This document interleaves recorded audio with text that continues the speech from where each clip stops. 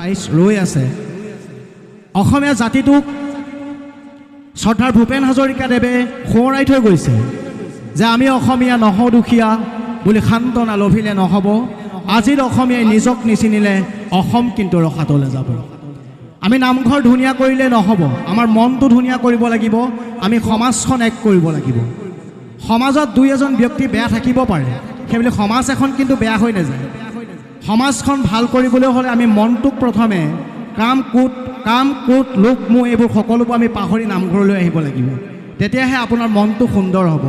জীৱনটো মাত্ৰ দুদিনীয়া। আপোনাৰ সন্মুখত ফুলি থকা ফুলপাহে নাজানে কালিলৈ ৰাতিপুৱা মই মন্দিৰলৈ যাম নে মই শ্মশান খালীলৈ যাম। এয়াই হৈছে জীৱনৰ চিৰন্তন সত্য। আমি বিল্ডিং বনাইছোঁ, কোটি কোটি টকা ঘটিছোঁ বা কিবা কিবি কৰিছোঁ, কিন্তু ঘৰটো যেতিয়া আমি এৰি থৈ যাওঁ মাত্ৰ এটা নিৰ্দিষ্ট তলাৰ মাজত আবদ্ধ কৰি এৰি থৈ যাওঁ। আমি সুৰক্ষিত কৰি থৈ যাওঁ সেই তলাটোৰ বিনিময়ত।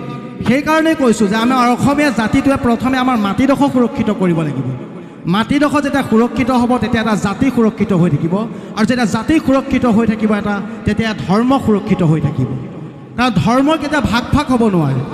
আজিকালি নামঘৰবোৰলৈ গ'লে ভাল নালাগে যে আমি আমুক সমাজ, আমি তামুক সমাজ, মানে এটা নামঘৰ কিন্তু সমাজ ধেৰ। এয়া জানো একত্ৰিত হোৱা জানো এয়া মূল কাৰণ? আমি নিজে ককাই ভাই, আমি জাতি বৰ্ণ ধৰ্ম ভাষা নিৰ্বিশেষে সকলো এক হৈ যেতিয়া আমি এটা নামঘৰলৈ আহোঁ, তাত কোনো জাতি বৰ্ণ ধৰ্ম নাথাকে। তাত কোনোবা এটা জাতিয়ে কিন্তু আমি ভাওনা পতা নাই।